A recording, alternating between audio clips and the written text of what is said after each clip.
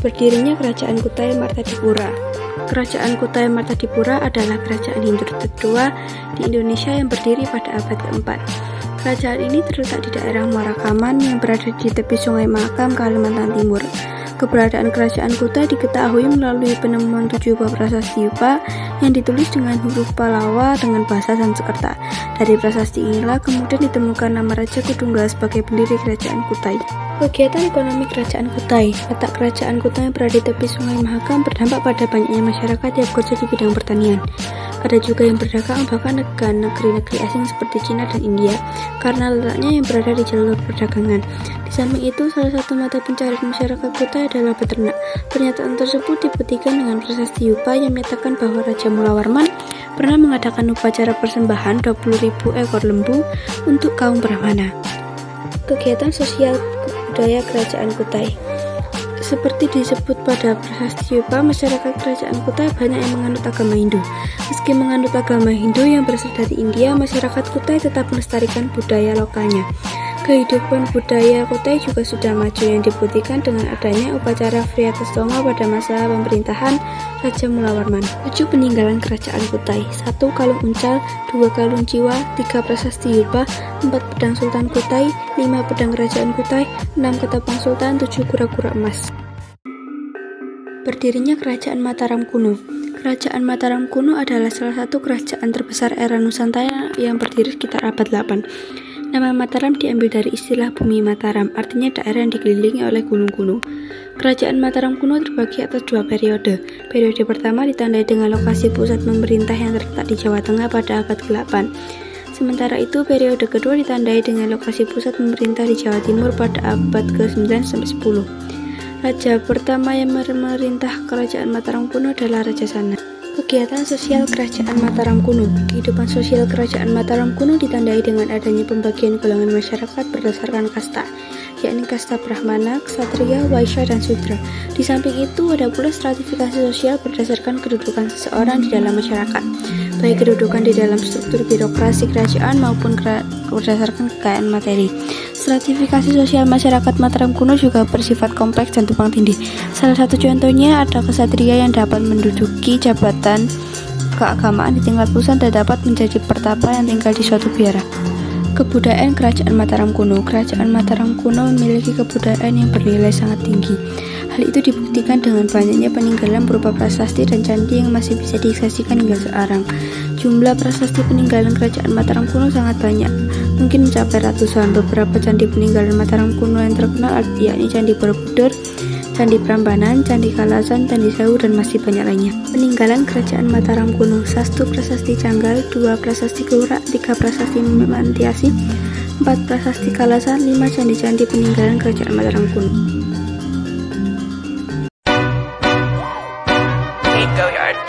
I got so much motherfucking design on right now. Break it down, bring it back, make it clap. I got 3 old thoughts, new guap, where that thing. Bitches on my line, and you know they come straight.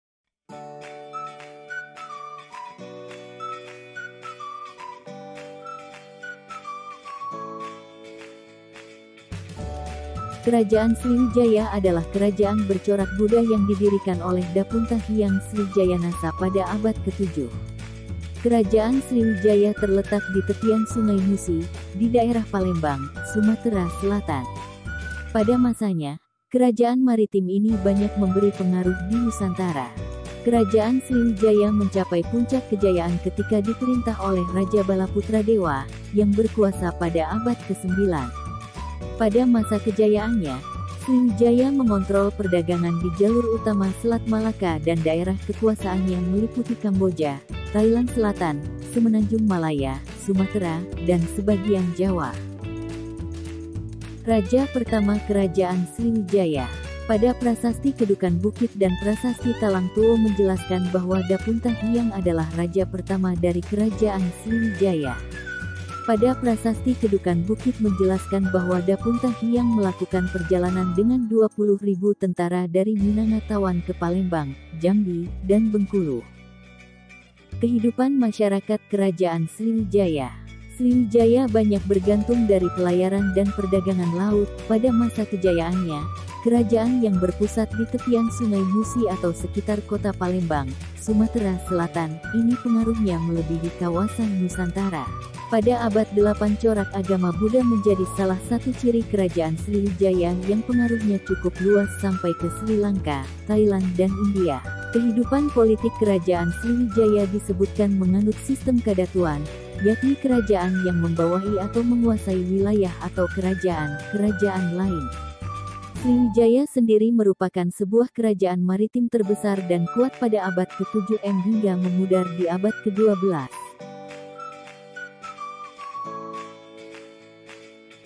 Kerajaan Kediri. Kerajaan Kediri diawali oleh Air Langga yang membagi wilayah kerajaan Kahuripan menjadi dua pada tahun 1041 yang dilakukan oleh Empu Barada.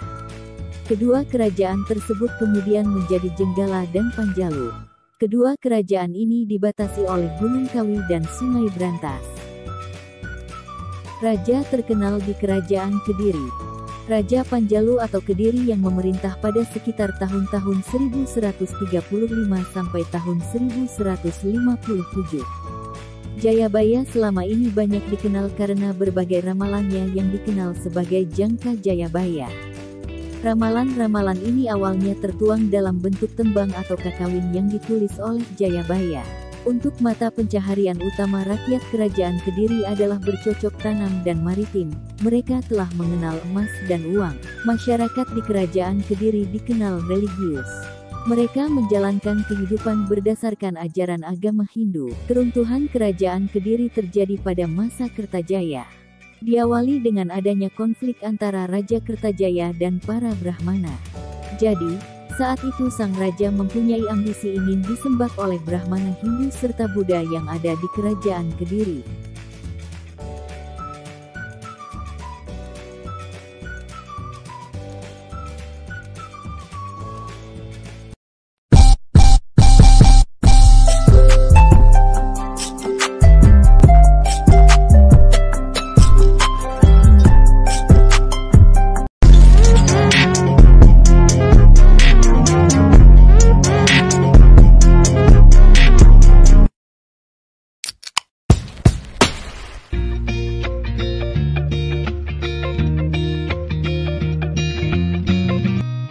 Seen a lot of change, been through a lot of pain. Some things are not the same as they were a year ago. Kerajaan Tarumanegara. Kerajaan Tarumanegara berlokasi di Jawa Barat sekitar tahun 400 hingga 500 Masehi. Kerajaan Tarumanegara diidentifikasi melalui peninggalan berupa prasasti. Prasasti tersebut ditulis dengan huruf Palawa dan bahasa Sanskerta. I thought I would never be fine. I strive just to say I'm alright. And for the first time in a long time I'm alright. I've seen a lot of change, been through a lot of pain. Some things are not the same as they were a year ago, but all will be okay. I move on each and every day. Raja Purnawarman merupakan salah satu raja kerajaan Tarumanegara yang berhasil membawa kerajaan tersebut menuju puncak kejayaan.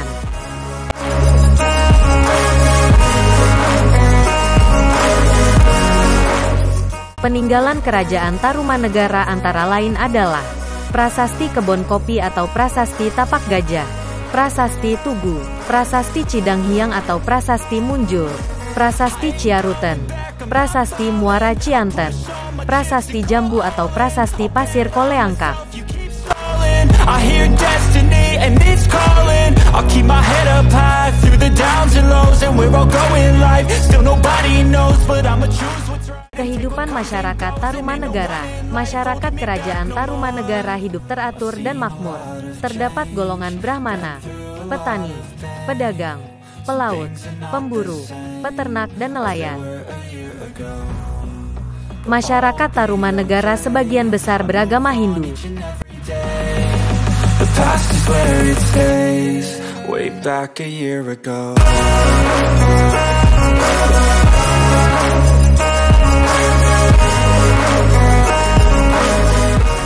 Letak kerajaan Tarumanegara. Menurut Prasasti Kebon Kopi, Kerajaan Tarumanegara terletak di tepi Sungai Citarum, Jawa Barat.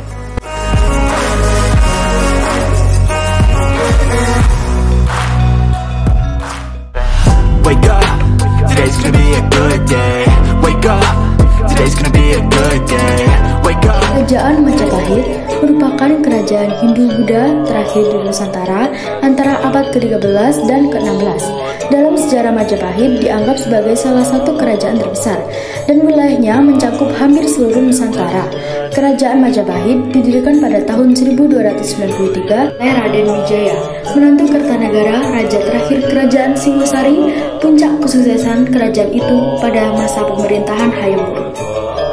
Pemerintahan Hayam Wuruk, Majapahit berhasil menaklukkan Sumatera Semenanjung Malaya, Kalimantan, Sulawesi, Nusa Tenggara, Maluku, Papua, Singapura, dan beberapa pulau Filipina. Kerajaan juga memiliki hubungan dengan Kamboja, Siam, Burma Selatan, Vietnam, dan Cina. Sumber sejarah kerajaan Majapahit dapat ditemukan dalam kitab Negara Kertagama, Pararaton, Kitab Kidung, Prasasti, dan Berita Cina. Sejarah singkat Kerajaan Majapahit. Konon, awal mula Kerajaan Majapahit berdiri setelah runtuhnya Kerajaan Singosari akibat pemberontakan Jayakatwang pada tahun 1292 Masehi. Cucu Kertanegara, Raja Singosari dikalahkan Jayakatwang yang berada di bawah tekanan, yaitu Raden Wijaya, kemudian melarikan diri. Selama pelariannya, ia menerima tuan dari Arya Wiraja.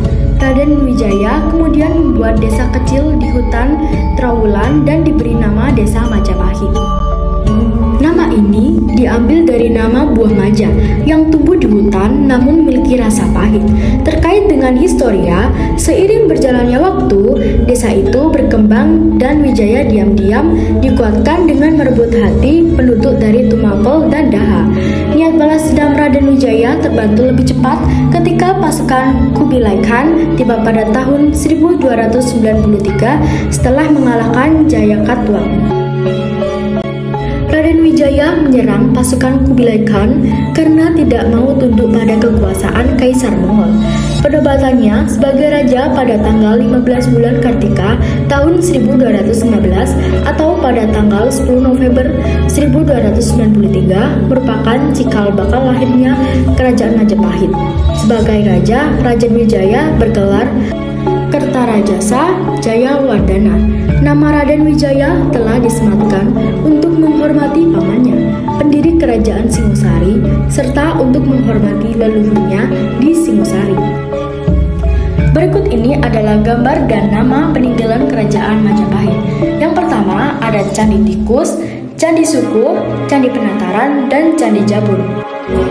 Nah, udah pada tahu kan apa saja sejarah Kerajaan Majapahit dan peninggalannya? Terima kasih semuanya sudah menyimak video dari kelompok kami. A few minutes later.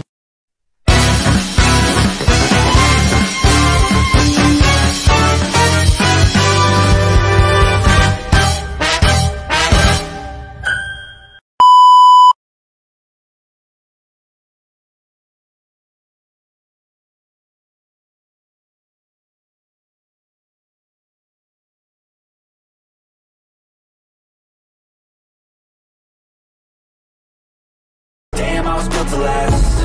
You move slow and I move fast, and that's facts. Only I can make a change. Slowly take a step today. I will never be the same, 'cause that's what it takes. Kerajaan Singasari. Kerajaan Singasari merupakan kerajaan bercorak Hindu-Buddha yang berasal dari Malang, Jawa Timur. Kerajaan ini didirikan oleh Ken Arok yang bergelar Sri Rajasa Batara Sang Amorwa Bumi pada tahun 1222 Masehi. Kerajaan Singasari mencapai masa puncak kejayaan pada tahun 1272 hingga 1292 Masehi pada masa pemerintahan Kertanegara. Di bawah pemerintahan Kertanegara, Kerajaan Singasari mampu memperluas kekuasaannya hingga Bali, Sunda, sebagian Kalimantan, dan sebagian Sumatera. Sejarah Kerajaan Singasari.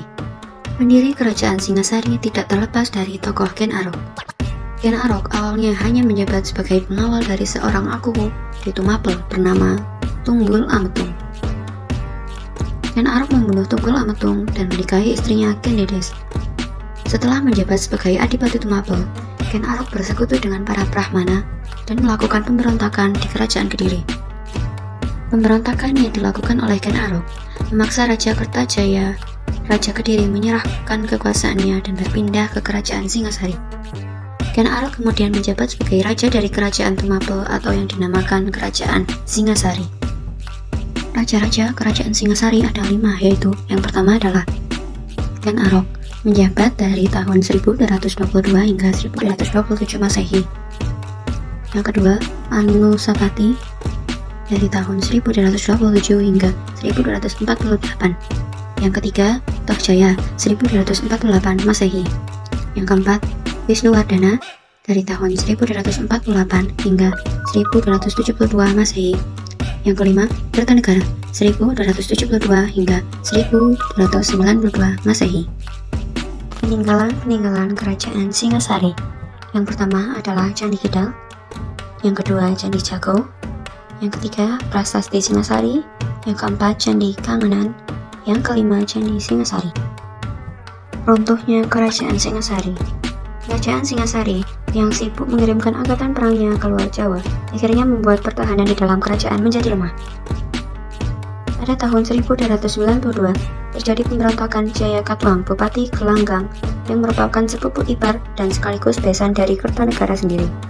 Karena ingin membalas dendam terhadap Wangsa Rajasa yang telah merebut kekuasaan serta membunuh keluarga dan leluhurnya. Pemberontakan ini menyebabkan kematian Kertanegara dan runtuhnya Kerajaan Tumapel. Setelah runtuhnya Tumapel, Jaya Katwang mengangkat dirinya menjadi raja dan membangun Kerajaan Kediri dengan ibu kota di Dahal. Riwayat Kerajaan Tumapel pun berakhir. Kerajaan Pajajaran atau Basudara. Kerajaan Pajajaran merupakan kerajaan bercorak Hindu terbesar di Pakuan, Bogor, Jawa Barat. Raja pertama sekaligus raja yang terkenal dari Kerajaan Pajajaran adalah Prabu Siliwangi. Prabu Siliwangi bertahta sekitar sejak 1482 hingga 1521. Berdirinya Kerajaan Pajajaran. Kerajaan Pajajaran mendapat puncak keemasnya saat pemerintahan Sri Baduga Maharaja atau Prabu Siliwangi pada 1482 sampai 1521 Masehi. Sistem politik yang dijalankan pada masa itu adalah feudal. Dengan begitu, posisi tertinggi dikuasai oleh seseorang yang bergelar Prabu atau Raja. Agama yang dipegang adalah Hindu Saiwa. Hal ini terbukti dalam jejak peninggalannya di Prasasti Kawali dan Sahyang Dapa. Selain itu, ada pula agama Hindu, Waismawa, dan Buddha. Ketiga agama tersebut saling berhubungan dengan toleransi antar sesama. Kehidupan ekonomi pada zaman Kerajaan Pajajaran bergantung kepada kegiatan agraris, bercocok tanam, dan perdagangan. Raja-raja Kerajaan Pajajaran. 1. Sri Baduga Maharaja 1482 sampai 1521. Bertahta di Pakuan, Bogor. 2. Surawi Sesa 1521 sampai 1535. Bertahta di Pakuan. 3. Ratu Dewata 1535 sampai 1543. Bertahta di Pakuan. 4. Ratu Sakti 1543 sampai 1551. Bertahta di Pakuan. 5. Ratu Nila Kendra 1551 sampai 1567. Meninggalkan Pakuan karena serangan Sultan Maulana Hasanuddin dan anaknya Maulana Yusuf. 6. Raga Mulia 1567 sampai 1579. Dikenal sebagai Prabu Surya Kencana, pemerintah dari Pandeglang. Peninggalan Kerajaan Pajajaran. 1. Prasasti Kawali. 2. Prasasti Batu Tulis. 3. Tugu Perjanjian Portugis. 4. Babat Pajajaran. 5. Kidung Sundayana. Runtuhnya Kerajaan Pajajaran. Penyebab runtuhnya Kerajaan Pajajaran adalah adanya serangan dari kerajaan Sunda yang lain, yaitu Kesultanan Banten. Pada masa itu, Kesultanan Banten sedang dipimpin oleh Maulana Yusuf yang melakukan penyebaran agama Islam melalui penaklukan.